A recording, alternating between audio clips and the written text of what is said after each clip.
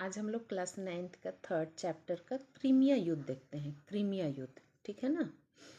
देखते हैं 1854 ईस्वी में फिलिस्तीन पवित्र देश जो है क्रिश्चियन लोगों का, ठीक है ना, वो फिलिस्तीन पवित्र देश या स्थान के नियंत्रण के मामूली झगड़े से क्रीमिया युद्ध की शुरुआत हुई थी।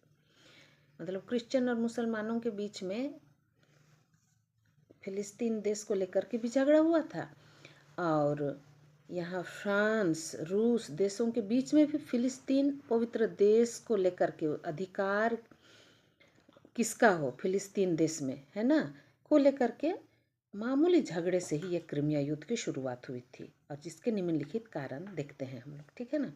पहला है टर्की राज्य पर रूस की लालच दृष्टि, ठीक है ना। टर्की जिसको कि तुर्किस्तान भी बोलते हैं, मुस्लिम कंट्री, तो वही टर्की राज्य पर रूस अधिकार करना चाहता था, है ना, उसकी लालच दृष्टि थी टर्की पर। तो यही टर्की राज्य पर रूस की लालच दृष्टि के कारण रूस का भारत एवं एशिया के सभी मार्ग पर अधिकार हो जाता है। बात समझ में आ रहा है। रूस देश जो था टर्की पर अधिकार करना तो चाह ही रहा था, है ना, और टर्की के आने जाने वाले जो स्थल मार्ग थे भारत आने के लिए, एशिया आने के लिए, ठीक है ना, तो रूस का भारत एवं एशिया के सभी मार्ग पर अधिकार हो जाता है। किसका? रूस का। और जिसे इंग्लैंड कतई नहीं चाहता था। इंग्लैंड नहीं चाहता था कि मेरा अंडर में जो भी भारत और एशिया देश है वहाँ पर कोई थर्ड पर्सन रूस आए। समझ रहे हो ना। इसकी वजह से भी क्रीमिया युद्ध हुआ था रूस और इंग्लैंड के बीच में, ठीक है ना।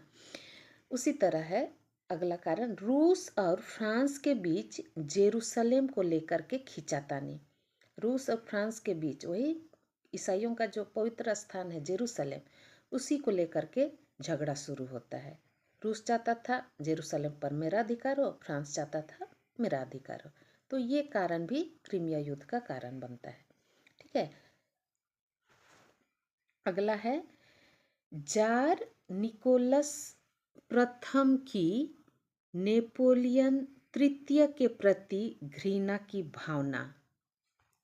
नेपोलियन तृतीय 1852 ईस्वी में फ्रांस का सम्राट बना, ठीक है ना। नेपोलियन तृतीय, प्रथम नहीं।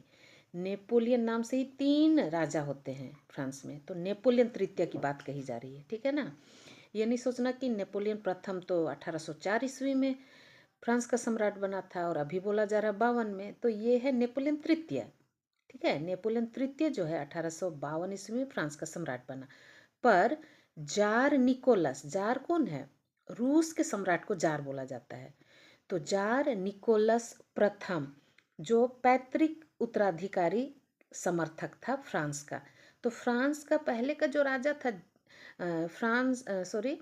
रूस का जो राजा था जार निकोलस प्रथम, वो चाहता था फ्रांस में मेरा अधिकार हो। अतः दोनों में बदला लेने के विचार ने क्रीमिया युद्ध का कारण बना, ठीक है ना। दोनों जार भी प्रथम भी और नेपोलियन तृतीय भी फ्रांस का सम्राट बनना चाह रहे थे। तो ये कारण से भी दोनों के बीच में युद्ध होता है जो कि क्रीमिया युद्ध का कारण बनता है, ठीक है ना।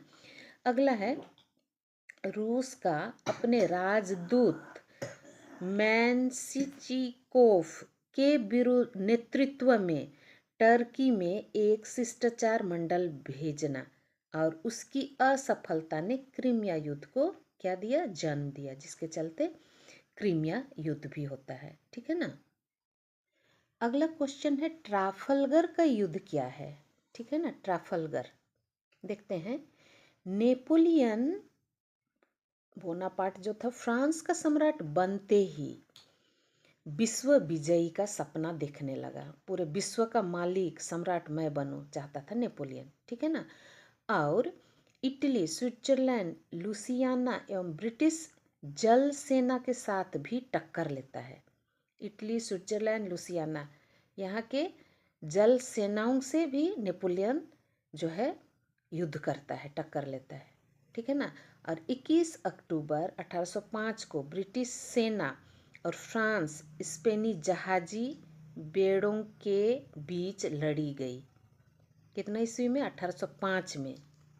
ब्रिटिश सेना यानी अंग्रेजों की सेना और फ्रांस स्पेनी जहाज के बीच में, ब्रिटिश एक तरफ थे और फ्रांस स्पेनी जहाज एक तरफ थे, ठीक है ना। इन दोनों के बीच में 21 अक्टूबर 1805 में लड़ा गया। और इस ट्राफलगर के युद्ध में प्रसिद्ध अंग्रेजी जल सेना नायक नेल्सन ने फ्रांस एवं स्पेनी सेना को क्या कर दिया, परास्त कर दिया, ठीक है ना। स्पेनी सेना माने स्पेन देश की सेना और फ्रांस देश की सेना को अंग्रेजी सेना नायक जो था, सेना नायक मीन्स बोल देते हैं सेनापति जो था नेल्सन, ठीक है ना, फ्रांस स्पेनी सेना को क्या कर दिया, पराजित कर दिया। और इसे ही कौन सा युद्ध कहते हैं, ट्राफलगर का युद्ध कहते हैं, ठीक है ना।